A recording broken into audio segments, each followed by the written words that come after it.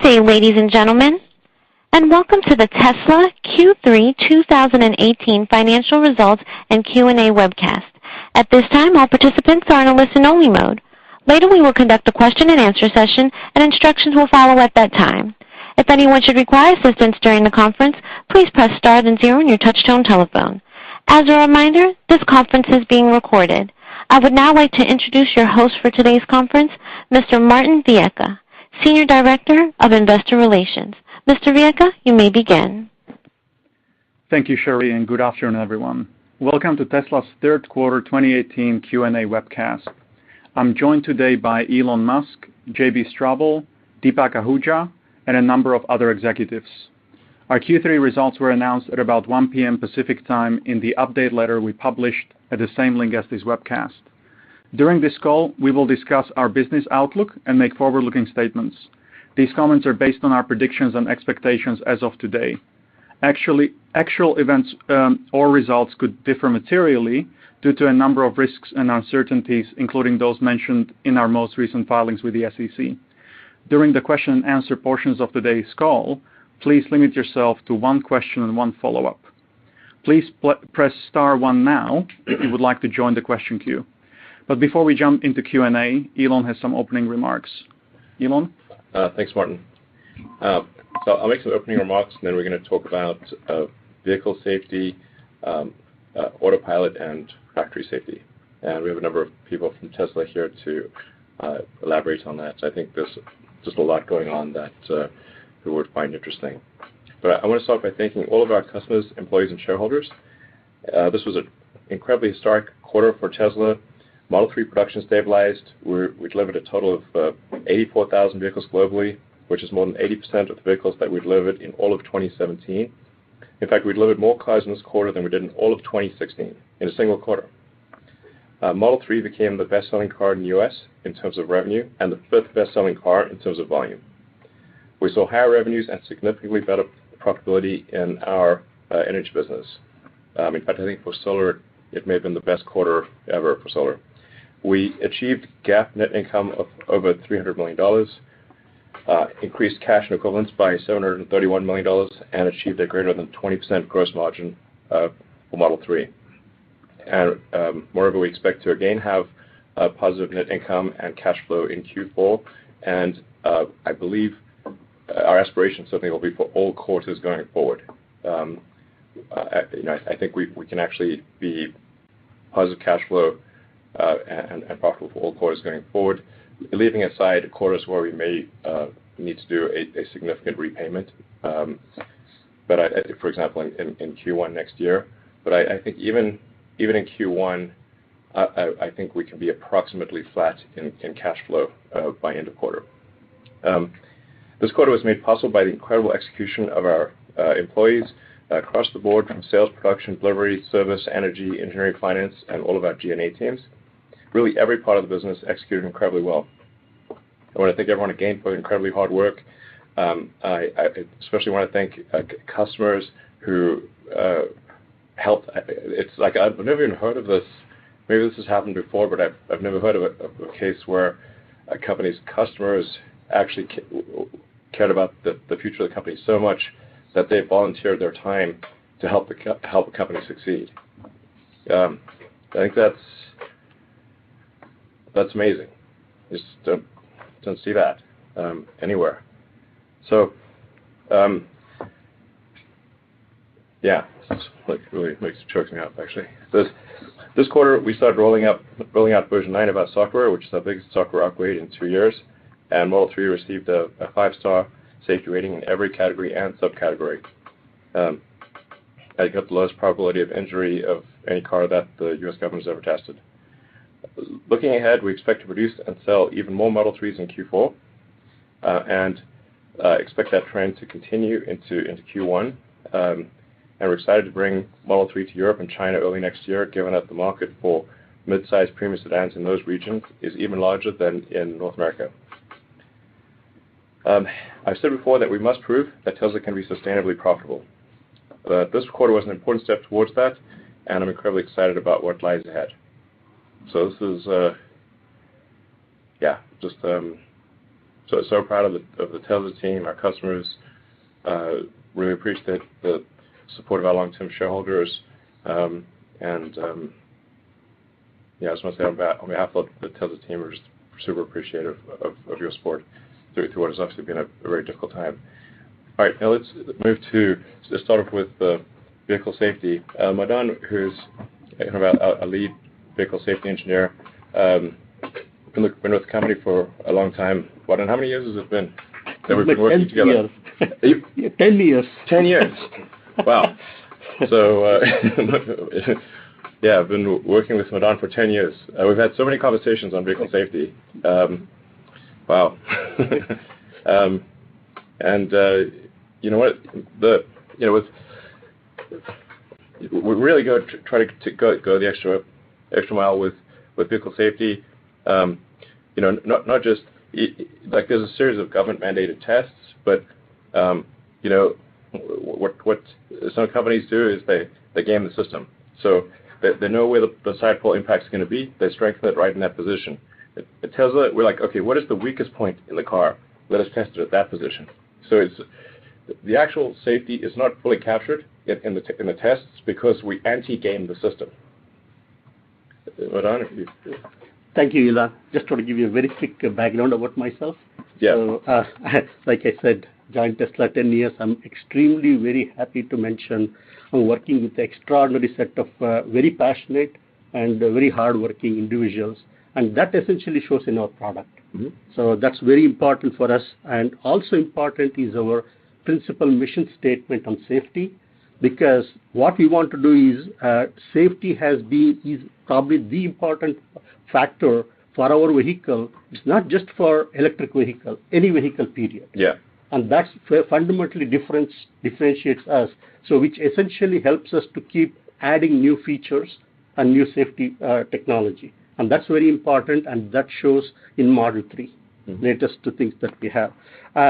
Also, the fact that we have an electric vehicle, the design and architecture gives us a fundamental benefit over traditional vehicles. Mm-hmm. And that takes care of, for example, whether you have a block of engine in the front, where we can work with using a pretty much open architecture in the front, and the whole fact that you have all the electrical and high voltage and motors and all of that almost below the center of gravity of the vehicle, right. You say lowest probability of reduced rollover risk. Yeah, and that significantly benefits. I think architecturally we have Newton on our side. Correct. And having Isaac Newton on your side is definitely the way to go. Okay, exactly. So in the latest series of tests, I would like to specifically talk about Model 3. NHTSA did a series of tests, actually 4 tests for one frontal, 2 side, and 1 rollover test. And if you look at, we have been calculating how can we distinguish within the 5-star. There are so many vehicles that already get 5-star.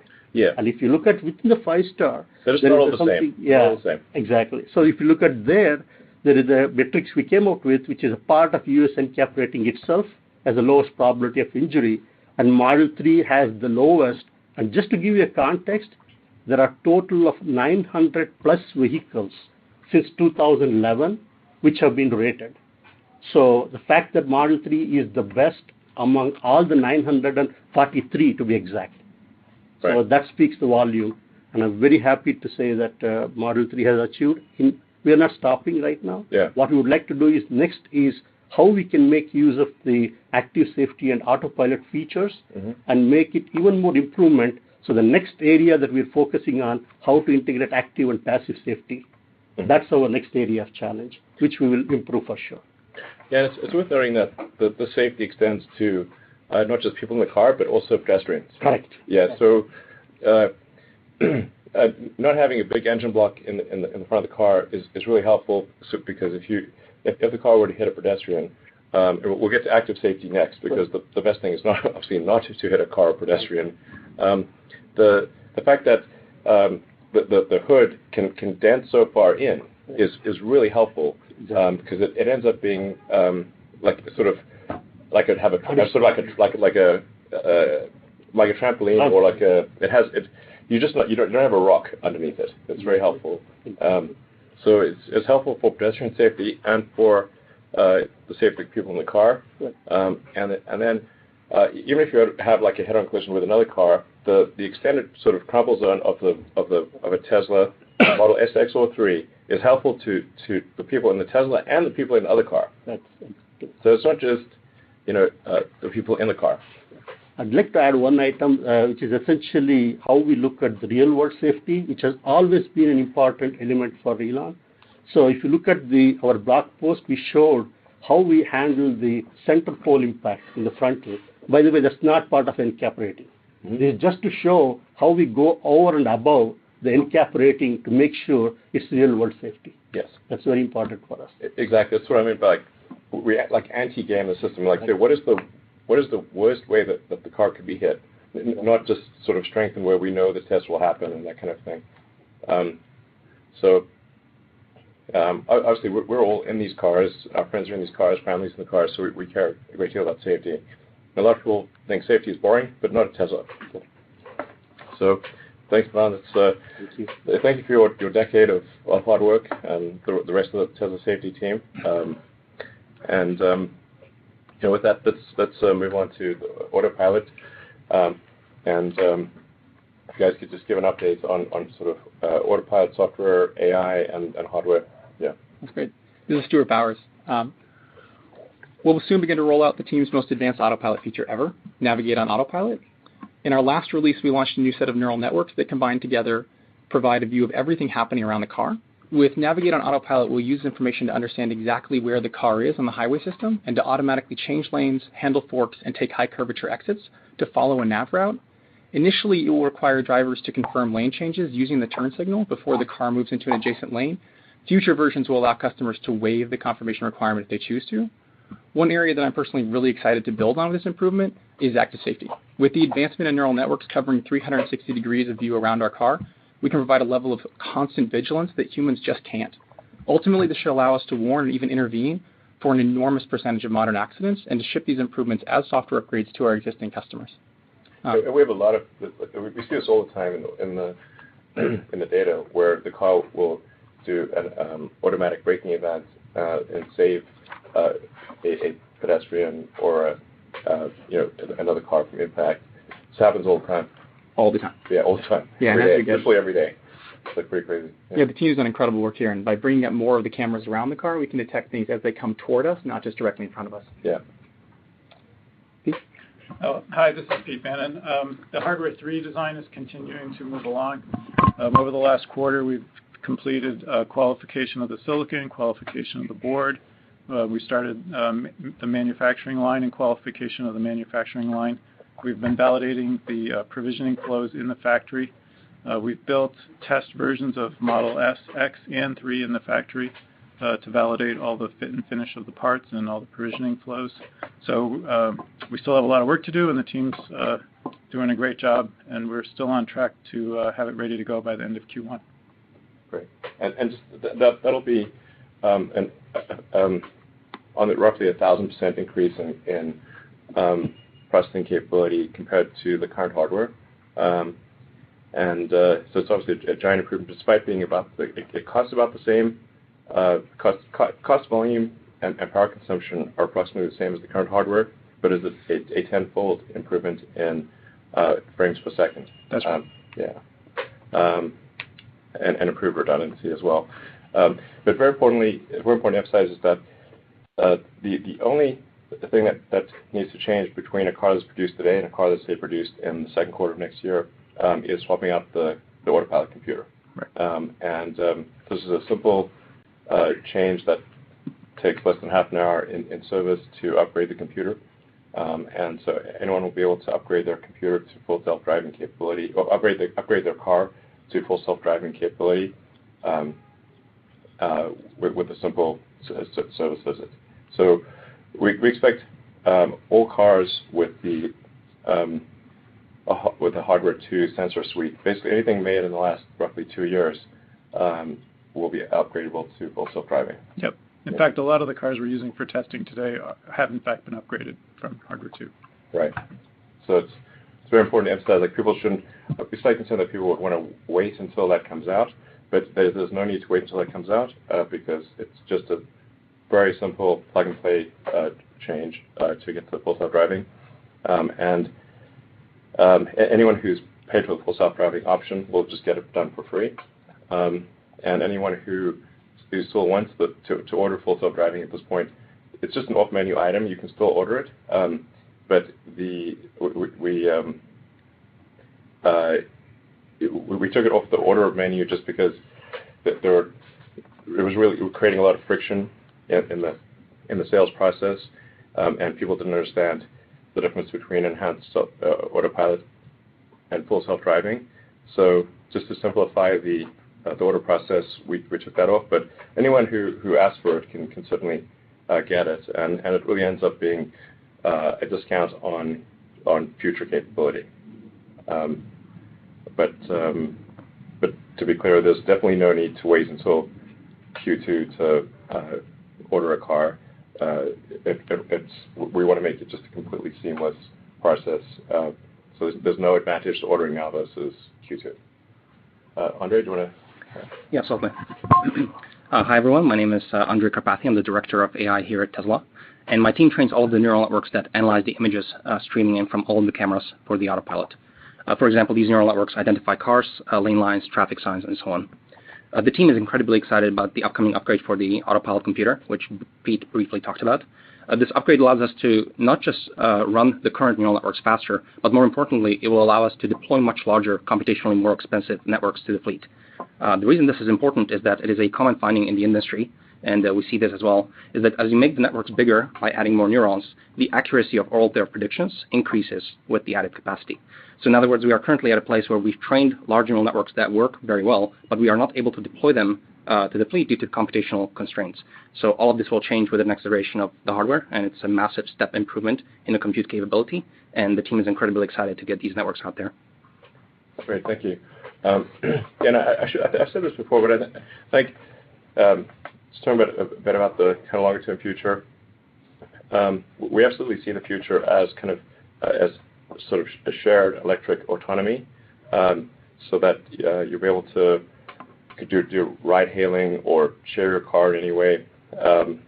Sort of long-term model that's probably some combination of like Uber, Lyft, and Airbnb. In other words, there'll be Tesla dedicated cars for ride-hailing, and there'll be and any customer will be able to share their car at will, just like you'd share your house on Airbnb. So it's a combination of those two models. I think is pretty obviously where things are headed long term.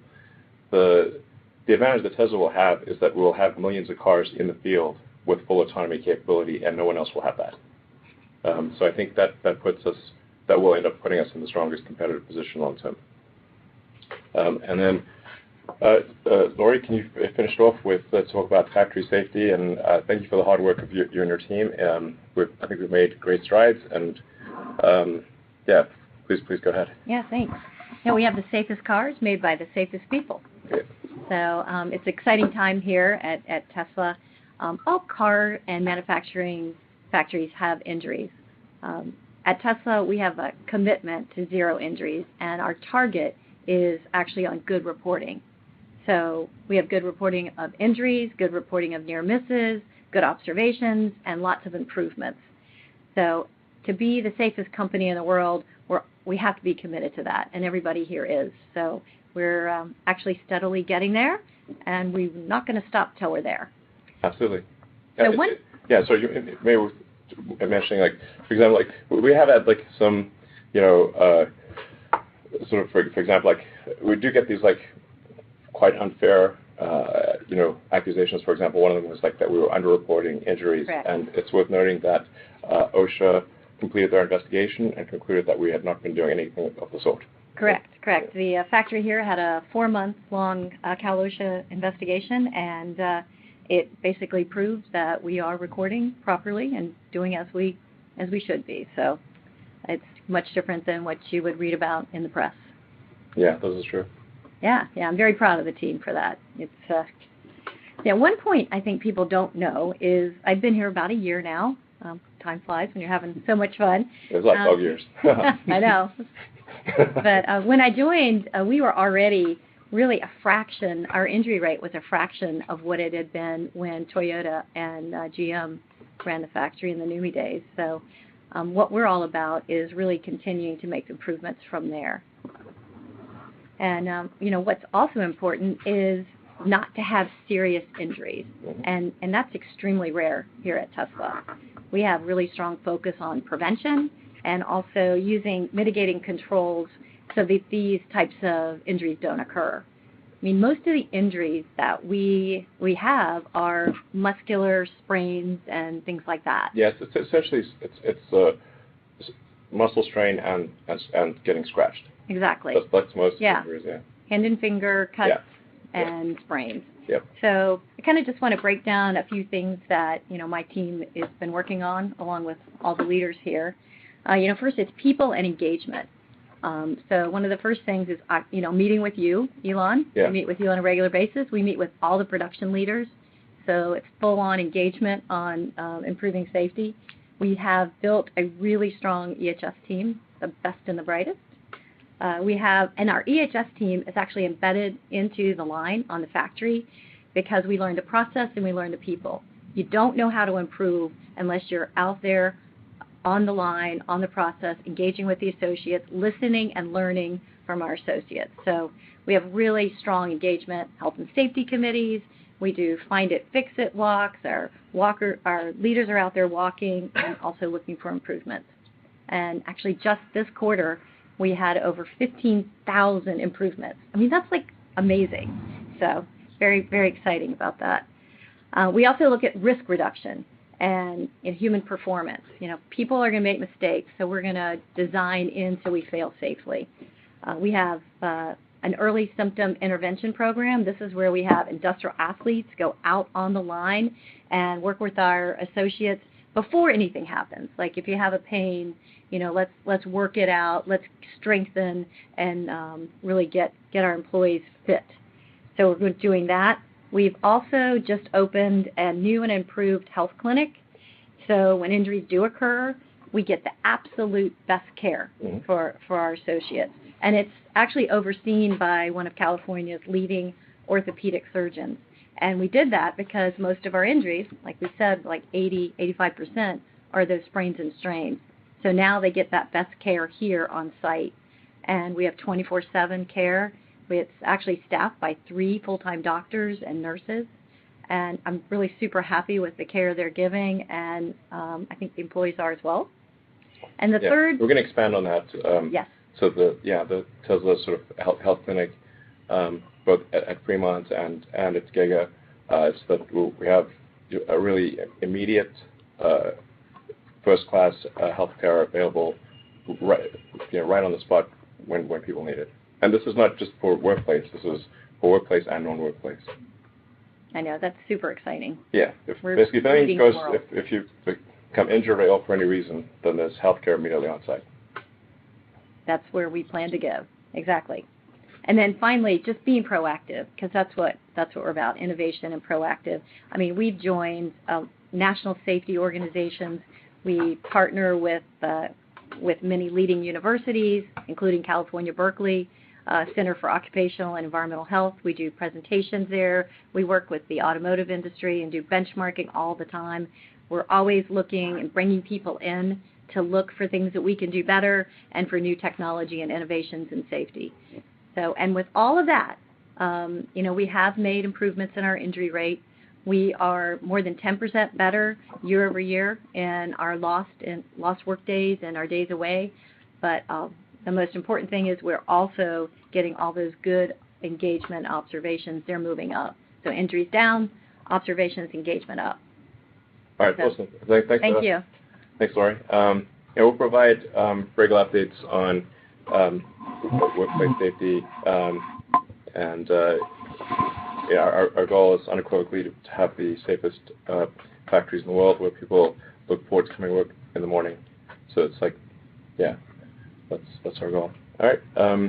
With that, we can move to questions. Cool. Well, thank you very much. And Cherie, let's go to the first question, please.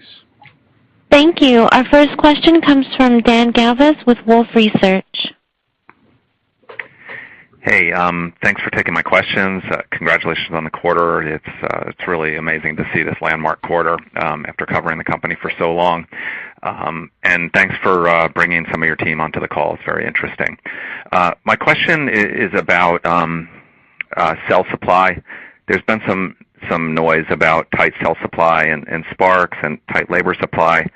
Like in the short term, could you just talk about whether demand is outpacing supply of battery cells and kind of what's your plan for long-term expansion, including cell supply in China? JB, you want to take it? Sure, I can speak to that. This is JB. We have had a period where the supply was fairly tight for Model 3, but it did not really constrain the Model 3 production in any significant way. Like for a week. Yeah, maybe for a few days. Yeah. The impact was larger felt on the energy products. Yeah. And that still is somewhat tight, but we do, as we pointed out in previous discussions, we do have third-party supplies of energy cells, so that production can continue even independently of the Panasonic supply in Sparks. So that's been very helpful, and that is expanding in future quarters. And also the Panasonic supply is expanding. The productivity of existing lines is continuing to improve with a lot of hard work from the engineering teams and just operational stability. And we continue to bring online new production lines. So even just in the last several weeks, we've started up yet another cell production line with Panasonic, and through the end of the year, there's another line coming on, and then one shortly after that. So there's a steady increase in the total supply that should keep us ahead of even Model 3 growth, and also should let us have a larger percentage of energy supply be sourced from Giga locally. Yeah, we are making a pretty nutty amount of the world's lithium-ion batteries. And Martin, I think we're, at 60% or something? Yeah, so at the moment, if you look at, for example, for Q3, all electric vehicles made around the world, their total battery capacity was about 20 or 19 gigawatt hours, and what we produced in Q3 was about the same or a little bit higher. Okay. So about half of world's batteries, basically.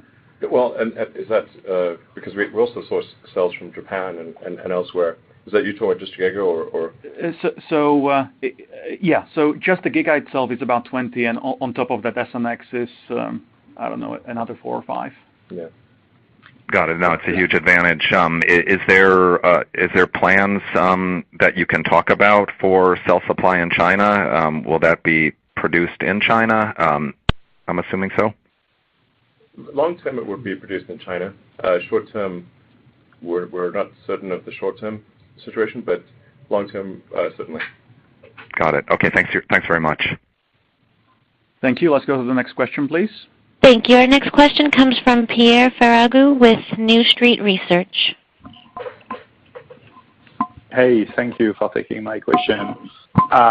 I was very surprised in the numbers you reported today by your gross margin performance on the Model 3. So if I remember correctly, you were expecting more of a 15% type of margin for this quarter, and you actually did better than 20%. So can you take us through what improved faster and better than you had initially anticipated in the manufacturing line, and where these improvements came from? Deepak here, and Jerome and others, please feel free to join. Our improvements on the cost side were in every aspect of cost. So clearly, our manufacturing labor hours improved significantly. Our overall manufacturing costs dropped almost 30% sequentially Q2 to Q3. We produced more volume, so we had better fixed cost absorption. We had far less scrap. Our yield on each of the lines across both factories improved significantly. And as we look forward, we see even more opportunities. We are going through this phase where we are now stabilizing production, and the team can now intensely focus on cost optimization. And that trend will just continue in Q4. Yeah, I think we're also being relatively on the conservative side when we predicted. When we said 15, so we're being conservative. Right. Our expectation was we would do better, but we wanted to be conservative. You're right. Yeah. In terms of our guidance that we gave for Q3. Yeah. Okay, thanks. That's great. And then on As a quick follow-up, you've announced over the weekend like a mid-range car with a smaller battery pack. And I was wondering, as you're looking at expanding production of the Model 3, I think about it as you had two options. One was to go abroad and to keep producing higher-end, higher ASP cars, and the other one was to go for a lower cost car and stick to the U.S. So how did you decide the sequencing of these two things? Why is lower car now and going abroad only early next year? Well, we're trying to provide the most affordable electric car options that we can, and since we just don't have the ability to get to the $35,000 car right away, we thought this might be a way to offer it as an intermediate step, and that's really it. We expect to start producing in significant volume for Europe in January. And obviously it takes some time to ship, so deliveries, probably pretty significant deliveries in Europe, kind of in the late February, March timeframe, because cars have to get all the way from California to a customer in Europe. For us, the car only counts as delivered if it reaches the end customer and all the paperwork is completed correctly. So it's the highest possible standard for considering a sale. Yeah.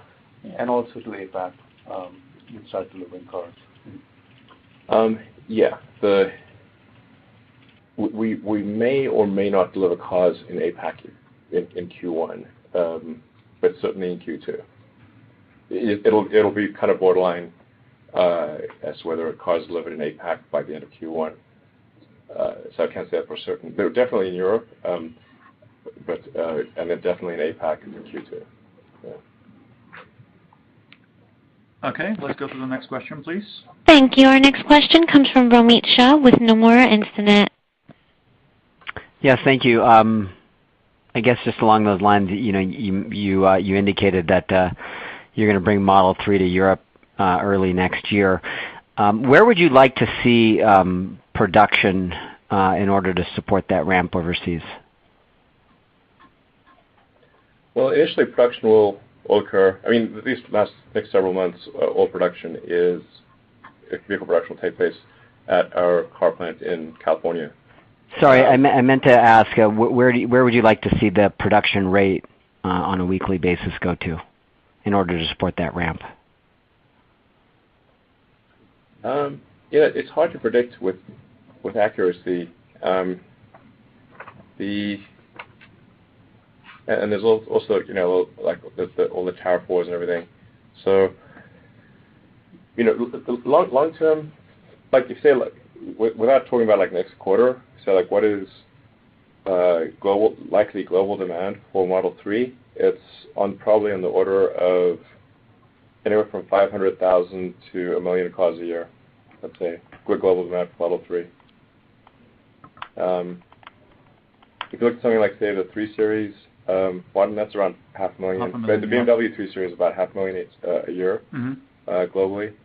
And generally we find that we outcompete the BMW 3 Series quite well. So it seems like logical, therefore, that we would long term have a higher production or higher demand. Maybe it's somewhere in between the kind of the BMW 3 Series and the Volkswagen Golf, which is about 1 million units a year. So yeah, that's why I say anywhere from 500,000 to 1 million units a year long term. And do you have to add new lines to support that, or are you just going to continue to remove bottlenecks in the existing lines? No, we're definitely going to do local production in China. We're moving rapidly on that. So we're aiming to have Model 3 production for the China market or the greater China market active certainly next year. It will be happening next year, but it will be done in a very capital efficient manner, much more akin to the way we did General Assembly Line 4 versus General Assembly Line 3. And then we'll also have a factory in China, in Europe long term, because it's pretty silly to make cars in California and ship them all the way to Europe as far. Especially in high volumes. Yeah, exactly. Especially if it's I'm not talking about the S and X, I'm just talking about the 3. So S and X will continue to be made in California, I think probably exclusively here. But for cars where we're trying to maximize affordability, it makes a lot of sense to produce those cars, at least on the continent where they are consumed or bought. Okay, let's go to the next question, please. Thank you. Our next question comes from George Galliers with Evercore. Thank you. Maybe just following up on the previous question, is the target still to produce 10,000 Model 3s a week in Fremont? And I think you mentioned in the past that once you got to a run rate of around 5,000, you'd be better placed to assess what Capex is required to get there. So as of today, do you have a better idea of what Capex is required to get to that kind of level at Fremont? I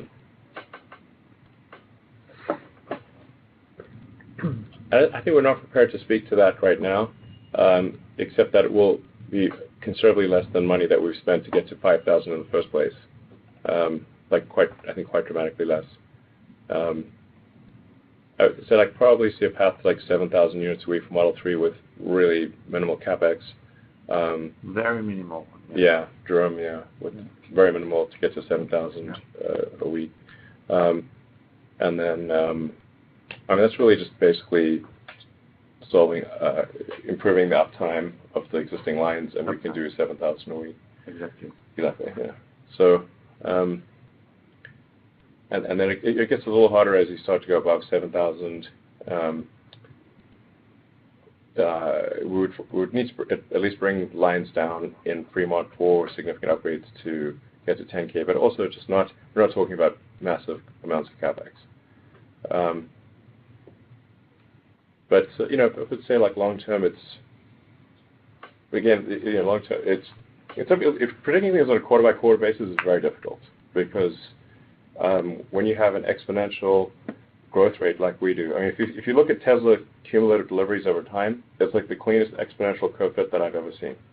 So, but small movements in calendar time can look like a very large hit or miss one way or the other, because it's such a steep curve. That's why it's always tricky to predict things on a quarterly basis, but a lot easier if you go out, a year or so. Probably long term, it's at least sort of 7,000 to 10,000 cars from Fremont of Model 3, and then 5,000 to 8,000 in the rest of the world, something like that. This is a guess. Okay, thank you. And then just as a follow-up, in the letter you do point out that the size of the European market for premium mid-size sedans is roughly twice that of the US. Could you also maybe just comment to what your expectations are for mix in Europe? Based off Model S and Model X, do you expect richer mix in Europe versus the US, or is it fairly similar? We're giving that zero thought. I have no idea. I don't know, Martin, do you have any idea? No, all I'm aware of is that, because of cold weather, probably all-wheel drive and long battery range will be highly demanded in Europe. But apart from that, we ultimately have to start selling the car to see what the demand is. So. Yeah, it seems like it's likely to be comparable to if mid-size sedans market is like twice as big in Europe, then it's likely to be at least as much demand in Europe as there is in North America. Like, that's a pretty safe bet. But our goal really is to make electric cars that everyone can afford, not to sort of mine high option value cars. It's like if we could produce a $35,000 car today, we would do it. We need more work there's more work to do before we can make a $35,000 car and have it be positive gross margin. We're probably less than 6 months from that, but that's our mission.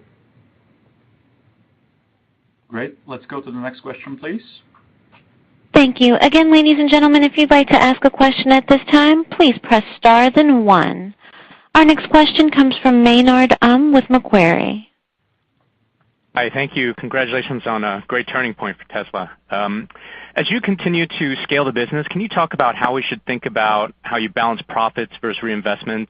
You're targeting sustainable GAAP profitability and cash flow, but I'm curious if there's a level of GAAP profitability or GAAP operating margin or cash flow you want to hold and then take the excess to fund new growth or accelerate opportunities? Sure. I mean, maybe if to characterize that question, it would be like, are we starving new vehicle development in order to achieve GAAP profitability and cash flow positive? Would that be an accurate? Is that essentially like the answer is no. We've made significant progress on the Model Y. And so in fact, I approved the prototype to go into production recently. It'll be 2020 before that's in volume production, but we made great progress there. Also continue to make progress on the Semi and the newer Tesla Roadster. And then actually the product I'm personally most excited about is the Tesla pickup truck. So I think that's going to be some next level stuff there. And then I should not forget to mention the solar tile roof. We'll also start getting into volume production of the solar tile roof next year. That's quite a long development cycle because anything that's a roof has got to last 30 years. So even if you do accelerate live testing as fast as possible, there's still a minimum amount of time required to do that. And there's a lot of engineering that goes into how do you put on the solar tile roof and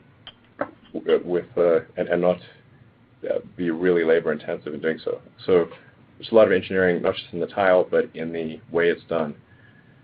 And then we've got continued improvements in Powerwall, Powerpack, other energy products. I think we've got the most exciting product roadmap of any company on Earth by far. I'm not even sure, probably twice. I don't even know who would have which company would have a better product roadmap, or even close. Yeah, maybe they do, but I don't know about them. Great. And when you talk about Tesla having its own, ride-sharing fleet or giving the people the ability to loan out their car like an Airbnb model, I'm curious if your long-term plan is to build a platform that's going to enable companies to write applications to turn the car directly into an application. And then can you also maybe just talk about that business model? Is that, should we be thinking more about like a revenue sharing model, sort of like how Apple takes a piece of revenue generated for applications from iPhones? Thanks. I don't know about turning the car into an application exactly, but I mean, maybe. We'll try to do the thing that maximizes usefulness. And so if there's a way we can think of where third parties could do something, then that could make sense. But I do know for sure that Tesla will operate its own ride-hailing, its own ride-hailing service. We'll compete directly with Uber and Lyft, obviously. But then also have the ability for customers to offer their car and add or subtract their car to the fleet at will. So there'll be a company-owned fleet, and the company-owned fleet will just be where there aren't enough customer cars to be lent out. So if we find like in a particular metro there aren't enough customers who are willing to add their car to the shared fleet, then that's where we'll supplement it with a Tesla-owned fleet. So that's why it's sort of a combination of the Uber, Lyft thing and Airbnb, and then we would charge something probably comparable to how they say the App Store works, or I don't know, we'd charge 30% or something in order for somebody to add the car to the fleet. I think that's like a pretty sensible way to go. Great. Let's go to the next question, please. Thank you. Our next question comes from Adam Jonas with Morgan Stanley. Thanks, everyone. First question is on governance. As the company conducts its search for a new chairman, what are the attributes and experiences of that person that you think would be a best fit or best value for Tesla? Actually, on this call, we're going to restrict questions to operational topics. Do you have no problem. Yes, I do. Can you tell us about the folks who are taking deliveries of Model 3? What are the top car models or brands that they're trading in or switching out of? How many are new to the brand? Anything you're prepared to share, and then I have a follow-up. Sure, absolutely. Hey, this is Martin. So I've done the analysis of all the trade-ins that we've received, and really the only pattern that I've seen is that it's sort of all across the board, and the vast majority is non-premium brands. I think that is the number one message. It's just that more than half of the trade-ins we received were priced at below $35,000 when new. But other than that, there's no real pattern. I haven't noticed anything worth highlighting other than it's just a lot of people upgrading their cars quite dramatically. Which is a huge upgrade. Yeah. For most people, well, maybe for most, but for many people, it is the most expensive car they've ever bought. So they're clearly demonstrating with their money that they're willing to spend extra money to get a Tesla. So, like Tesla is essentially like mass market premium. The price walk is way beyond the federal tax credit. So clearly there is value in the product that they are perceiving, whether it's cost of ownership, whether it's sustainability, whether it's the brand or the product safety, and the safety. All of the above is making a large number of customers jump up significantly in their purchase price. Yeah, I mean, really, honestly, the top reason to refer a friend to buy a Tesla is going to keep your friend safe.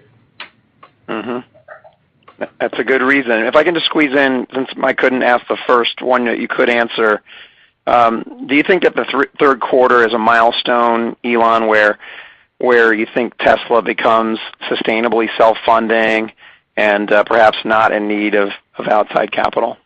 Thanks. Yeah, that is our goal. We do not intend to raise equity or debt. At least that's not our intention right now. That may change in the future, but the current operating plan is to pay off our debts, and not to refinance them, but to pay them off, and reduce the debt load and overall leverage of the company. And I've actually almost forgot one quite important thing. And this is quite helpful. Why it's helpful to have these sort of crisis situations with logistics, for example. As I dug into the inventory, like basically finished product inventory from factory to the customer, I was quite surprised to see how long that took, and that it was quite expensive in a lot of cases to get cars to customers. This was something I didn't fully appreciate before, and we really have a major initiative at Tesla to get the average time from a car exiting the factory to receiving the check from the customer, being in the customer's hands. To be clear, we only get the check when we get the car to the customer. So getting a car from factory to customer, to get that to be as short as possible. In August, the average time in North America to get a car from the factory to a customer was 30 days, which is embarrassingly long. By the end of the quarter, we had reduced it to around 20 days, and our goal in Q4, this is a goal, not a promise, but our goal is to get the average time of a car from factory to customer under 10 days. This is a giant improvement in the capital efficiency of the company, because we're making on the order of $75 million worth of products per day, of cars per day. So every day it requires $75 million worth of capital. So every 10 days is $750 million. And obviously have a loan from the bank that we can make use of, but the banks will only loan us 85% of the cost of the vehicle, which translates to about 70% of the price of the vehicle. So, and then we've got this loan outstanding, which effectively increases the COGS of the car, and then dilutes the company to the tune of 30% of what of the inventory of the finished goods in transit is. So that this is really like tightening that and getting that below 10 days in North America, and then also improving dramatically the transit time to Europe and Asia. This is where like having local factories is actually very important for the capital efficiency of the overall system. Because I think over time we want to get the time from a car going from factory to customer under 7 days worldwide. And then the terms that we have from our suppliers are on average just over 60 days. Now our parts inventory management also there's a lot of room for improvement there. I think we'll probably cut that down to a few $100 million or so of Deepak, something like that, maybe $200 or $300 million of parts at the factory. So then effectively what we're going to do is reverse the working capital requirements of the company quite dramatically, to the point where the faster we grow, the more capital we have. This is incredibly important for capital efficiency of the company. It's night and day. Deepak, is there anything you'd like to? No, I think you are totally, we're reducing our raw material inventory on one hand by keeping the production stable, finding efficiencies in warehouse management and supply chain, and at the same time reducing the time to deliver the car and convert that car into a cash, and that significantly improves working capital needs. Yeah, it's really quite dramatic. So, yeah, I think this sort of profoundly changes the financial effectiveness of Tesla. Yeah, we reduced our inventory in Q3, which helped. And, although we had higher payables higher receivables because the quarter ended on a weekend, we won't have that in Q4. So all of this should continue to help us in Q4 and beyond, the working capital gain. Yeah, I mean, it occurred to me that even if the only thing, even if this was the only thing that Tesla did different was to shorten the time from factory to the end customer, in any given company that did that would outcompete all other companies over time. It would not be a contest. Great, thank you very much. Let's go to the next question, please. Thank you. Our next question comes from Tony Sacconaghi with Bernstein. Yes, thank you. I have one for Deepak and then a follow-up, please. Deepak, the Opex expense management was very strong in the quarter. I think it was down 13% sequentially, and Opex was only up 5% year over year, despite revenue growing 71%. So on that front, I mean, in hindsight, did you get too bloated and needed to get more right-sized? And looking forward, how do we think about Opex growth versus revenue growth on kind of a more normalized basis? Yeah, Tony, so excluding one-time items, our Opex decreased sequentially by 5%, to just clarify that, first of all.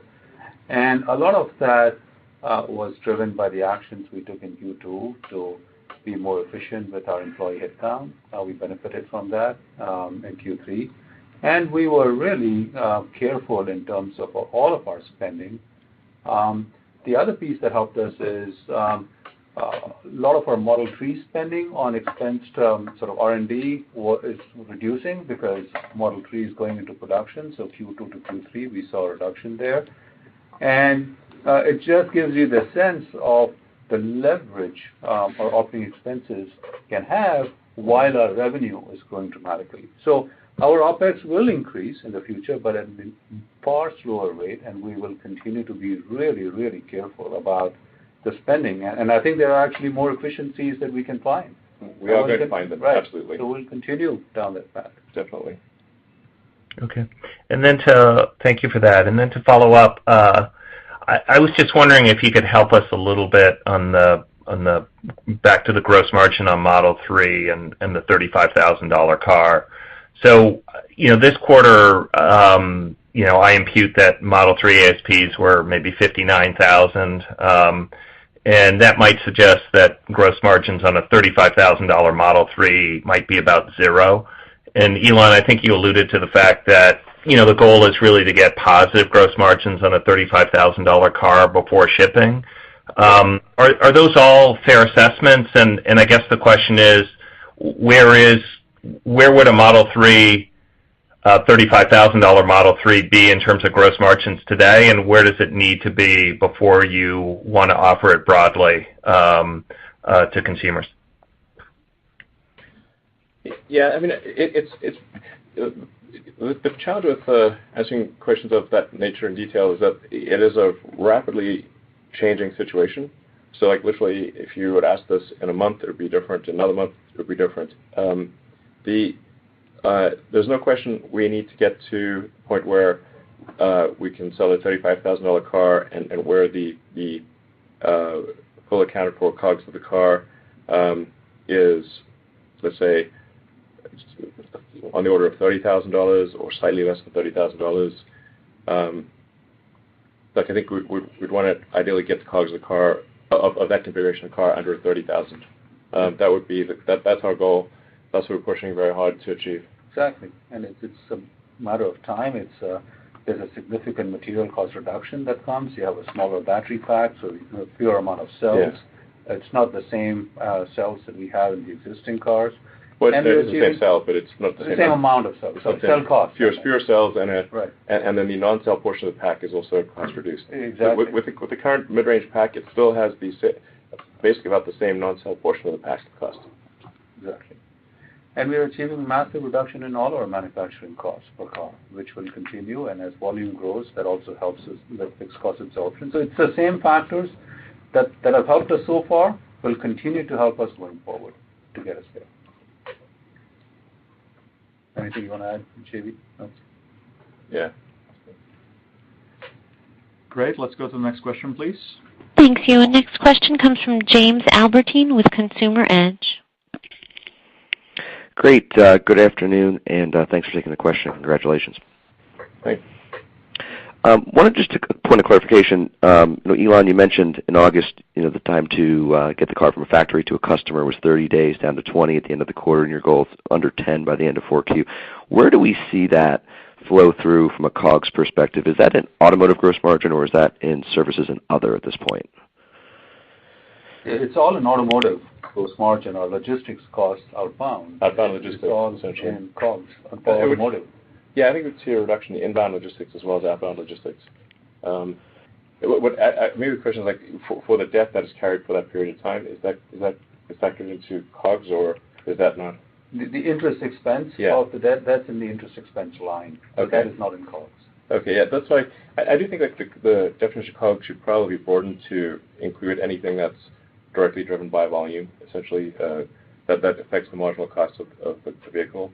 So although that is not officially in COGS, in my opinion, it probably should be, is to take the ABL interest expense and apply that effectively to the cost of the car. And from a broader sense, you're looking at it as the cost of doing business, which can be avoided.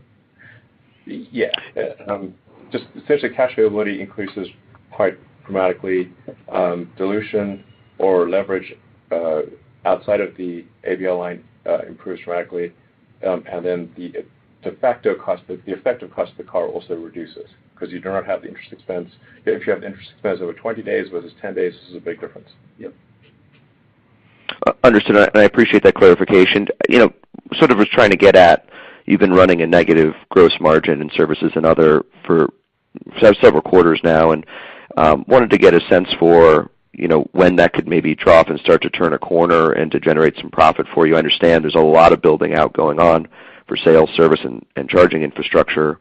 But if you could give us some kind of clarification there, that would be, I think, helpful. And if you're willing maybe to provide an update on where you stand today in terms of battery costs. I know your goal of a sort of parity with ICE vehicles, but maybe an update if you're willing to provide on where you stand in that trajectory. Thanks. I think over time, every quarter progressively, we will see an improvement in the service and other business as our revenue continues to grow and at the size of our fleet grows. It's as simple as that. Yeah.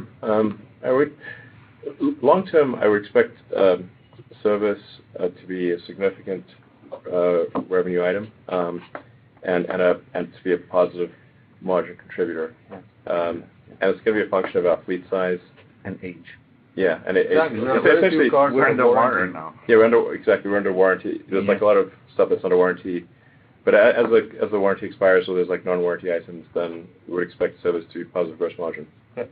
And that also includes our used car sales. And our used car sales is continuing to grow, and they have a healthy margin. And so that overall business for mature companies is in some cases more profitable than new product sales. I'm not just talking about OEMs, auto OEMs. And we are at the early stage of our growth here, and as our fleet size grows, there are just so many opportunities in that business that it's a matter of time, as I simply said. Yeah. Okay, and on the battery cost, there was a question. Well, that is a key sort of a competitive metric. So I think it's safe to say we're much better than anyone else by a lot, but we prefer not to give a precise number. Okay, and now let's go to the last question, please. Thank you. Our final question comes from Phil LeBeau with CNBC TV. Thank you, guys. Elon, quick question. In terms of as the federal tax credit starts to be phased out as your sales cross over the threshold, what kind of an impact have you guys modeled into how much that might slow down potential sales? We don't expect this to result in yes, the sales tax or the tax incentive in the U.S. Drops in half at the end of this quarter, but then we also start shipping to Europe and then start shipping to Asia, and we certainly do not expect anything that would cause our production to drop below, let's say, a minimum of 5,000 cars a week. But in terms of in the United States, do you expect that it'll slow down demand and sales within the U.S.? I think that as we're able to offer lower cost versions of the car, that we would expect demand to sustain in the U.S. But I want to be clear, like it's not like we're holding back this lower cost version of the car intentionally. Just like with we're just like, is there anything we can do to provide a lower cost car now? And that's where we came up with the depopulated long range pack. Just like basically having a long range pack with fewer cells. Like we really care about providing the end customer with the most affordable car that we could possibly produce, the best viability. And if we could do the smaller pack now, we absolutely would. It's just going to take us, I don't know, at least 3 months to get the production going, and then you got to spool up production, and that production's got to go to, we've got to make the packs got to go to the vehicle factory, the cars are got to get delivered to customers. So that's why, customers probably see the smaller battery pack on the order of like, March or something, or February maybe, but something on that order. Okay. And thank you. One thing is these do trigger kind of like maybe points that are worth bearing in mind. As our quarterly letter indicates, the Model 3 has is the most efficient energy per mile electric vehicle out there. It's got the best efficiency. So we've got the best in terms of miles or kilometers per kilowatt hour, and we also have the lowest cost per kilowatt hour. this makes it very difficult for other companies to compete with Tesla because we are the most efficient car and the lowest cost batteries. So I do encourage our competitors to really make a huge investment. We've been saying that for a long time. And then they're only in this competitive disadvantage because they didn't, we try to help them as much as we could, and they didn't want to take our help. But so they can use all our patents for free. We're happy they can use our supercharger network if they can just have an adapter for our connector or something. We want to be as helpful as possible to the rest of the industry. But the fact of the matter is, we made the investment in the Gigafactory and other companies didn't. And we put a lot of effort into having extremely efficient cars, which the other, having most efficient powertrains, and the other companies didn't. But I'm sure they will over time. But that's what has put us in quite a strong competitive position right now. Fantastic. I think that's all we have time for today. I just want to add a comment in closing. And Elon started with it, and I want to say that for myself personally here. I want to personally thank all the Tesla employees who worked incredibly hard this quarter and in prior quarters in each and every part of our business. Our results really are a reflection of the execution done in the company, by the company, and the passion that our employees have to deliver such results despite all odds. And I also want to thank all our customers and all our investors who have believed in us, in our product, and in our vision of accelerating the world's transition to sustainable energy. So thank you from my side. No, I'm good. All right.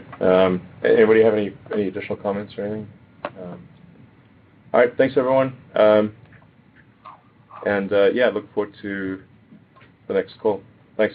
Thank you. Goodbye. Ladies and gentlemen, thank you for participating in today's conference. This does conclude the program. You may all disconnect and have a wonderful day.